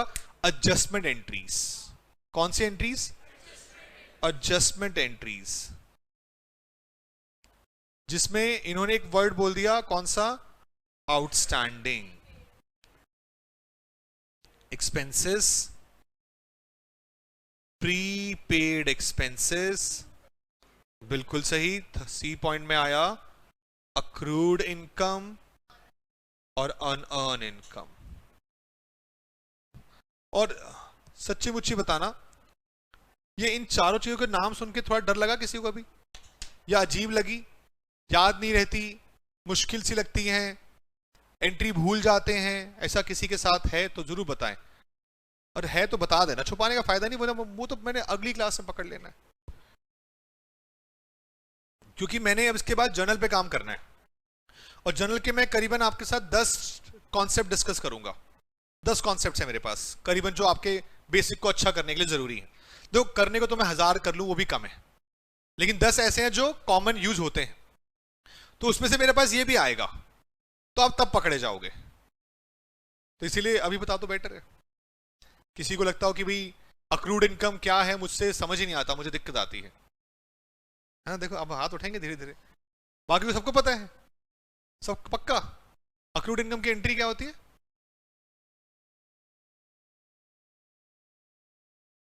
देख लो, 2 की आवाज निकली है, वही मरी मरी सी आवाज आई है, ये। लेकिन अक्रूड इनकम क्या है, ये आपको लगता है कि आपको पता है, और मैं धीरे धीरे इस पॉइंट को लेकर इतना डिटेल में जाऊंगा कि आप कहोगे कि ये तो हमने कभी पता ही नहीं था। क्योंकि 11th 12th में वो चीज वहां पे बतानी जरूरी भी नहीं होती, लेकिन कॉन्सेप्ट जितना आपको बताया गया उससे बहुत ज्यादा होता है। एग्जाम्पल के लिए मैं आपको एक याद दिलाता हूं, आपको एक वर्ड याद होगा। आप 11th क्लास में ना फाइनल अकाउंट्स में पढ़ते थे वेजेस। कौन से अकाउंट में दिखाते थे? Salary, wages and salary. क्यों? तो वेजेस पहले आ रहे हैं तो क्या सैलरी बाद में नहीं आ रही है? तो सैलरी तो अभी आपने पीएनएल में बोला। अच्छा, और सैलरी एंड वेजेस है तो देखो क्या भेदभाव लगा रखा है तुम लोगों ने। फिर चलो एक और पॉइंट, कैरेज इनवर्ड ट्रेडिंग में, कैरेज आउटवर्ड पीएनएल में। सिर्फ कैरेज, क्यों मानते हैं इनवर्ड? अजम्पशन नहीं होती कुछ भी, ये तो सब हमारे ना, जो चीज हमें नहीं पता होती वो अजम्पशन हो जाती है। रीजन है हर चीजों के पीछे। जैसे से आप आगे बढ़ोगे इन चीजों के बारे में समझोगे कि हर चीज को किसी ना किसी ने तो अजम्पशन बोला होगा ना। क्यों बोला होगा? क्या सोचकर बोला होगा? एग्जाम्पल के लिए सोच समझ के जवाब देना, आप बात को इजीली कैप्चर कर जाओगे। आज घर जाके जोमेटो से एक ऑर्डर करना, जोमेटो वाला आपसे चार्जेस लेगा डिलीवरी के, वो चार्जेस आपको देने नहीं देने, या रेस्टोरेंट वाला देगा? आपको क्यों देने? क्योंकि आपका सामान है। जब भी कोई कैरेज इनकर्ड हो रहा है तो प्राइमरी रिस्पॉन्सिबिलिटी किसकी होती है? बायर की या सेलर की? इसीलिए इनवर्ड मानते हैं। रिस्पॉन्सिबिलिटी समझो इसकी। अगर मैं आज एक फर्नीचर खरीदने गया मार्केट में, तो फर्नीचर को अपने घर तक लाने का खर्चा मेरा बनता है, ना कि सेलर का। अगर सेलर बोले जी चलो ठीक है सर आप ले जाओ, मैं भिजवा देता हूं, मैं पैसे भी नहीं लूंगा, तो कैरेज आउटवर्ड। एग्जाम्पल के लिए जब आप ज्यादा सामान का ऑर्डर कर देते हो तो वो डिलीवरी चार्जेस फ्री कर देते हैं। उसने कैरेज आउटवर्ड का बोझ अपने सर पे ले लिया। समझ रहे हो बात को? तो हर चीज के पीछे कहीं ना कहीं कुछ लॉजिक है, रीजन है। जैसे अब वेजेस की बात है, वेजेस को क्या बोलते हो? Direct expense. और सैलरी को क्या बोलते हो? तो वेजेस एंड सैलरी के अंदर ये भेदभाव क्यों होता है? वेजेस आप कुछ को सिखाया जाता है वेजेस बड़े ज्यादा अमाउंट होता है इसलिए लिख देते हैं पहले, वेजेस पहले लिखा हुआ इसलिए लिख देते हैं, पहले ट्रेडिंग में लिख देते हैं। लेकिन फिर सैलरी जो पीछे पीछे चल के आ रहा है वो क्यों आ रहा है? सुनना एक बार ध्यान से। वेजेस किसको पे करते हैं आप? लेबर को। और सैलरी? तो अगर ये आपका गोडाउन है और ये आपका ऑफिस, तो यहां कौन काम कर रहा होगा और यहां कौन काम कर रहा होगा? लेबर को मिलती है टेम्परेरी इनकम और एम्प्लॉय को मिलती है परमानेंट। तो क्या यहां पर एम्प्लॉय नहीं हो सकता? गोडाउन का मैनेजर है, बाहर गेट पर सिक्योरिटी गार्ड बैठा है, क्या लगता है टेम्परेरी बैठा है परमानेंट बैठा है? तो इसे क्या मिलता होगा? वेजेस। हमने किए हुए नाम याद, wages and salary trading, salary and wages PNL. अरे भाई प्लेस ऑफ इनकम देखते हैं। अगर गोडाउन में एम्प्लॉय रखा गया तो उसको वेजेस थोड़ी दे रहे होगे, सैलरी दे रहे होगे। तो सैलरी भी डायरेक्ट एक्सपेंस बन गया। और सोचिए मेरे ऑफिस में एम्प्लॉय काम कर रहा है, परमानेंटली काम कर रहा है, मैं उसे सैलरी दे रहा हूंगा। और आज मुझे अपने ऑफिस में व्हाइट वॉश कराना है, 4 लेबर आई, मैंने उन्हें पैसे दिए, वेजेस है सैलरी है? तो क्या लगता है अब उन्हें नौकरी पे रख लूं यहीं पर ही? तो इसका मतलब उन्हें जो दिया गया वो इनडायरेक्ट है। तो प्लेस ऑफ इनकम डिसाइड करता है खर्चा कहां जाएगा, नाम डिसाइड नहीं करता है। हमें नाम से याद कराया गया है कि ये लिखा हो तो ये होगा, ये लिखा हो तो ये होगा। बट अब प्लेस ऑफ इनकम पे चलना होगा कि इनकम हो कहां रहा है। अब मैं एग्जांपल बोलता हूं आपको, बड़ा अच्छा एग्जांपल है। डेप्रिसिएशन कहां आएगा?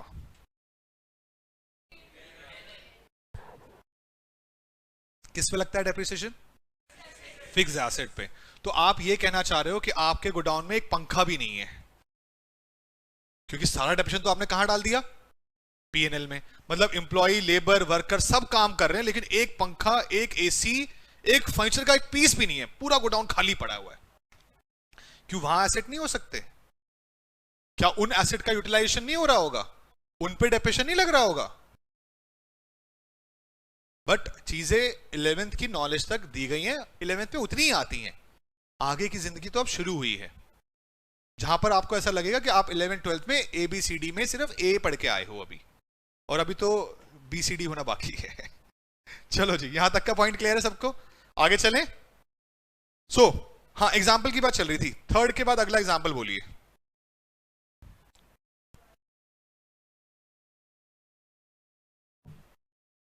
उन 7 को छोड़कर बाकी जो बचा है यहां पर, ये बोलना बड़ा आसान, एंट्री बताना उतना ही मुश्किल। एक एक बच्चा भी एक एक एंट्री बताया, काम हो जाएगा। हाँ जी, डेप्रिसिएशन की एंट्री, क्या एंट्री होती है डेप्रिसिएशन की? Depreciation account debit to asset. क्या इन 7 बुक्स में आ पाएगा? नहीं आ पाएगा। तो यहां पर आ गया डेप्रिसिएशन एंट्री। चलो जी, अगला नंबर कौन लेगा? ड्राइंग्स की एंट्री बताओ। कैश आते ही क्या हो जाएगा? Cash book. सोचो। हाँ जी, कुछ और बोल रहे थे इधर से। अमोर्टाइजेशन, गुडविल अमोर्टाइजेशन, डेप्रिसिएशन का ही छोटा भाई। तो गुडविल का मतलब, डेप्रिसिएशन का मतलब अमोर्टाइजेशन भी साथ में ले लीजिए। सोचिए। बैड डेट्स वाली एंट्री, क्या एंट्री थी बैड डेट्स की? बिल्कुल सही, ये लीजिए आ गया, क्योंकि किसी और कैटेगरी में जाएगा नहीं। उन 7 के बाहर उसका घर ये है। अब आप सोचिए आपने घर में किसको लाना है? प्रोविजन। क्या एंट्री होती है प्रोविजन के लिए? कभी भी नहीं होती ये एंट्री। प्रोविजन बनाने की एंट्री होती है PNL account debit to provision. आप जो बोल रहे हो ना, वो उसे डेटर से राइट ऑफ करने का बोल रहे हो। ऑल्दो वो भी आ जाएगी, नो डाउट, आपका पॉइंट वैसे बन जाएगा। लेकिन प्रोविजन वर्ड बोलने में एंट्री बोलनी चाहिए profit and loss account debit to provision. फिलहाल मैंने लिख दिया प्रोविजन, सारे प्रोविजन आ गए, doubtful debts, bad debts, taxation, जो भी आप बोलना चाहते हो सारे ले लिए मैंने। और कोई पॉइंट? हाँ जी, यस। रिजर्व्स के ट्रांसफर की एंट्री क्या होती है? 12th क्लास में पढ़ा था ना, पीएनएल एप्रोप्रिएशन अकाउंट, वहीं पे लिखा था डेबिट साइड में क्या? To reserves. एंट्री बताओ। PNL appropriation account debit to reserve transverse.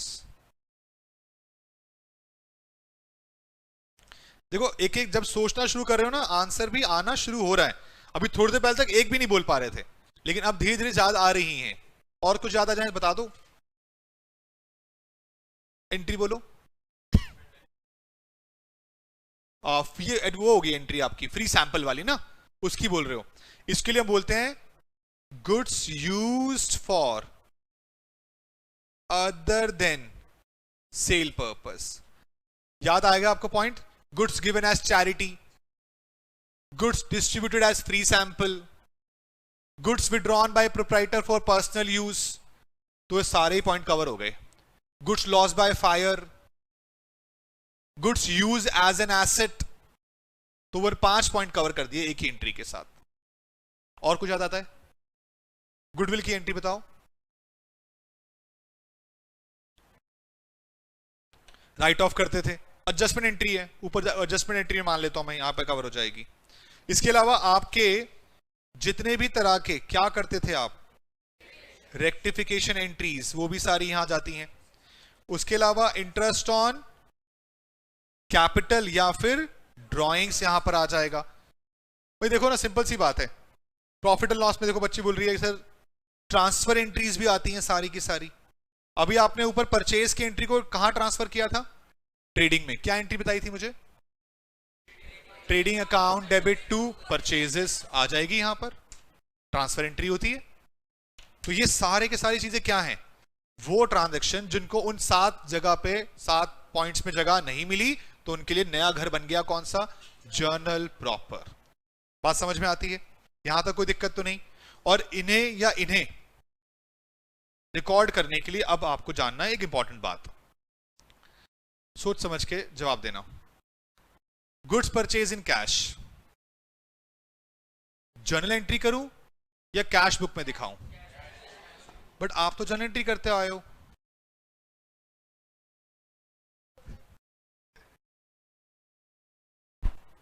समझ रहे हो? Goods purchase from Ajay on credit, और एंट्री क्या करते थे फिर? तो फिर एंट्री क्यों कर रहे हो जब परचेज बुक में ही दिखाना है? तो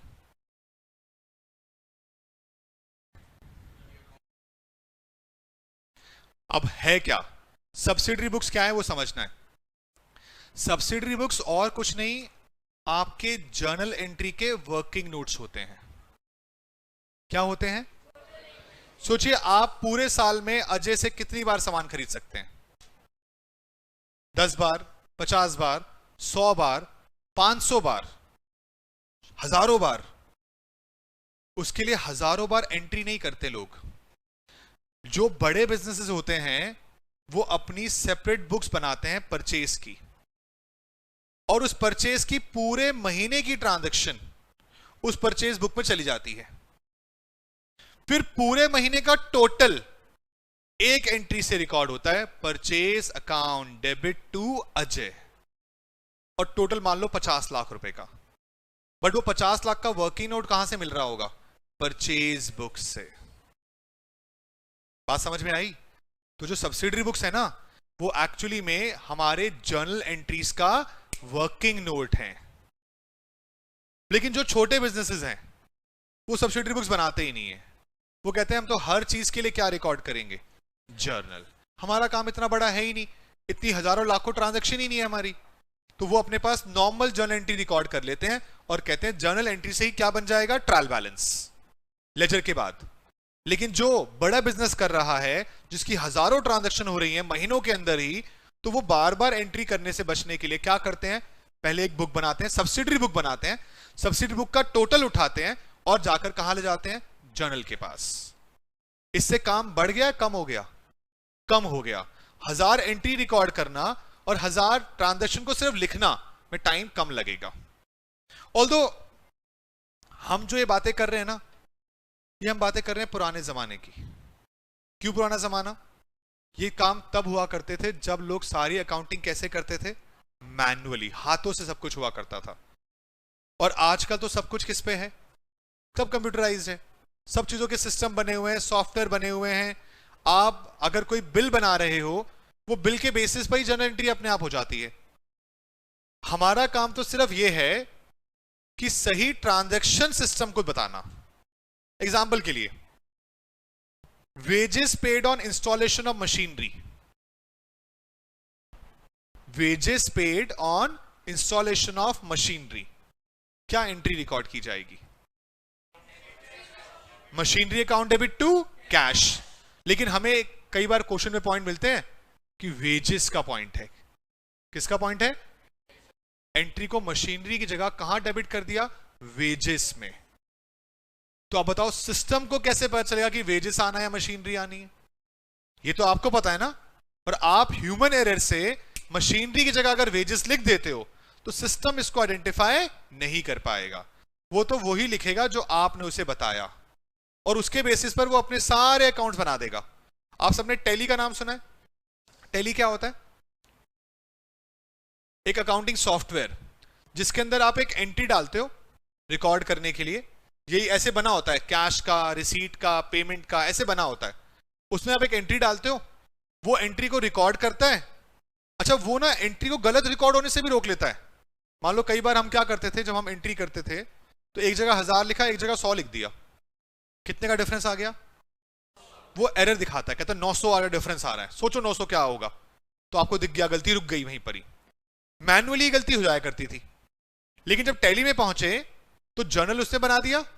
जर्नल के बेसिस पर लेजर वो खुद बनाएगा, लेजर के बेसिस पर ट्रायल बैलेंस वो खुद बनाएगा, ट्रायल बैलेंस के बेसिस पर फाइनल अकाउंट्स भी वो खुद ही बनाएगा। तो ह्यूमन इंटरवेंशन तो सिर्फ क्या है? एंट्री सही डाल दे भाई, तू बस इतना काम सही कर ले। मैं तभी तो आपको बोल रहा हूं ये अकाउंटिंग हमें सिखाई जाएगी। हम इतने अकाउंट्स बनाएंगे, लेकिन जब आप प्रैक्टिकल लाइफ में पहुंचोगे ना, आपको लगेगा यार जो पढ़ा था वो तो काम ही नहीं आ रहा। लेकिन जो पढ़ा था ना उसका बेसिक काम आएगा। जो चीज डेबिट में लिखनी है वो ही नहीं पता होगी तो फिर वहां दिक्कत आएगी। और आप सीए बनने के बाद आप में से कम 80% बच्चा ऑडिट की फील्ड में रहता है। कौन सी फील्ड? ऑडिट का मतलब चेक करना। आप किसी कंपनी के ऑडिटर बन के पहुंचेंगे, और जब आप किसी कंपनी के ऑडिटर बन के पहुंचेंगे तो आपको वहां जो अकाउंटेंट मिलेगा उसने काम कर रखा होगा और आपको उसके काम को चेक करना होगा। और मैं आपको यह भी बता दूं, वो आपसे बेटर होगा। पता है क्यों? वो रोज ये काम करता है और आप ये काम कभी कभी करते हो। उसका बेसिक आपसे अच्छा हो सकता है, इसलिए नहीं कि उसे आता था, उसने सीख लिया है। और ये फैक्ट है। ये बहुत फर्क। जब आप नए नए किसी कंपनी में पहुंचोगे ना तो आपको ऐसा सीख देखने को मिलेगा कि आपका अकाउंटेंट जिससे आप डील कर रहे हो ना बहुत नॉलेजेबल है, क्योंकि वो इतने सालों से वहां काम कर रहा है, उसे एक्सपीरियंस होगा। और वो शायद आपको इग्नोर भी करे, तो बच्चा है इसे क्या पता होगा। उस वक्त पर आपकी नॉलेज आपको बचा पाएगी। उस नॉलेज के बेसिस पर आप यहां पर फायदा उठा सकते हैं। मैं आपको लास्ट क्लास बता रहा था ना, ये मेरे दोस्त का भांजा है। वो दोस्त और मैं 2011 में सीए बने। और हम कहां मिले? हमारी एक ट्रेनिंग होती है जीएमसीएस के नाम से। वो जीएमसीएस की उस ट्रेनिंग के अंदर वो एक अकेला लड़का था जिसकी जॉब लग चुकी थी उस वक्त पर। मतलब सीए सबने क्वालिफाई कर लिया। क्वालिफाई करने का मतलब एग्जाम क्लियर हो गए, ट्रेनिंग चल रही है। लेकिन ट्रेनिंग खत्म होने से पहले एक लौता आदमी जिसको जॉब मिल चुकी थी। और क्यों मिली जॉब? बड़ा अच्छा, उसने पूरा एक क्लास में सुनाई थी बात। और उसने बताया कि मैं मेट्रो से जा रहा था और मेट्रो में 2 लोग खड़े होकर कुछ बात कर रहे थे सीए के रिगार्डिंग, किसी ऑडिट की चीज के बारे में। और जब वो ऑडिट की चीज के बारे में बात हो रही थी तो मैंने वो बात सुनकर एक्साइटमेंट में अपना ओपिनियन दे दिया उन्हें कि जी सर ये ऐसे नहीं, ऐसे भी तो हो सकता था। उन्होंने पूछा कि भाई तुम कौन हो? उसने कहा सर मैंने अभी सीए क्वालिफाई किया है, मैं अपनी ट्रेनिंग कर रहा हूँ। उन्होंने बोला जब आपकी ट्रेनिंग पूरी हो जाए कंपनी में आ जाना, आपका जॉब इंटरव्यू है। कंपनी का नाम पता क्या था? डिलॉयट। 2011 की मैं बता रहा हूं। पैकेज तो मैं आपको क्या बताऊं, छोड़ो इस चीज के बारे में। लेकिन डिलॉयट में बिग 4 में मेट्रो के अंदर से सिलेक्शन हो गया। सोचो, सोच रहे हो आप? नॉलेज, और उस लिटरली उसको बहुत ज्यादा अच्छी नॉलेज है इस मामले में। उसे आज इंडस्ट्री में 12-13 साल हो चुके हैं। मतलब हम दोनों सीए 2011 के क्वालिफाइड हैं, 24 चल रहा है, 13 साल हमें हो चुके हैं सीए बने हुए। और उसको उसने बहुत अच्छी अच्छी कंपनीज में काम किया है। नॉलेज की वजह से तो कह रहा हूं मैं। और पहली नौकरी डिलॉयट में लगना एक बहुत अच्छी बात होती है। बिग 4 में एंट्री कर गए आप, और बिग 4 से आप सीधा सीधा एक अच्छे खासे पैकेज पे पहुंच जाते हैं। मैं बताऊंगा तो घर जाके बता देगा, पैकेज बता दिया आपका। लेकिन पॉइंट इज कि आपको ये समझना है, आपकी नॉलेज ही आपको अच्छा दिलाएगी भी। अगर नॉलेज नहीं हुई तो फिर वो बर्बाद भी करेगी। सीए की डिग्री मिलने के बाद आपकी मेहनत आपको बचा जाएगी। क्लियर है यहां तक की बातें? चलिए। सो मैंने आपको ये बता दिया कि जो सब्सिडरी बुक्स हैं वो एक्चुअली में क्या है हमारे लिए? Working notes. और हमें उन वर्किंग नोट्स के बेसिस पर कहां पहुंचना होगा? जर्नल में। और जर्नल में जाने के लिए कौन से रूल्स अप्लाई करने होंगे? Rules of debit and credit. इसमें कितने तरह के रूल्स हैं? कौन कौन से? ट्रेडिशनल और मॉडर्न। मॉडर्न में कितने होते हैं? 5। कौन कौन से?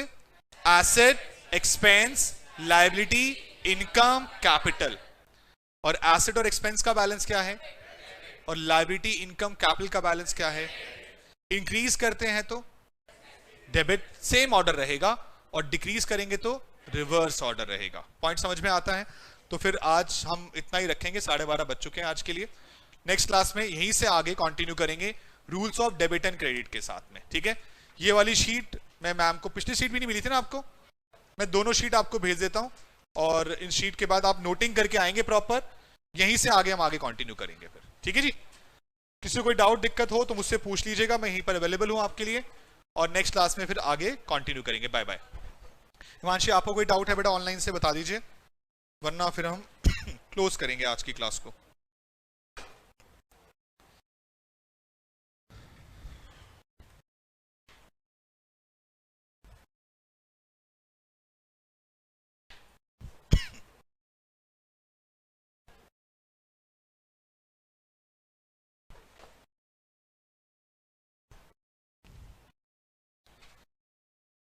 कर दूं हिमांशी क्लोज? कोई डाउट नहीं है? चलिए जी, okay, bye bye. Next class मिलते हैं, बाय।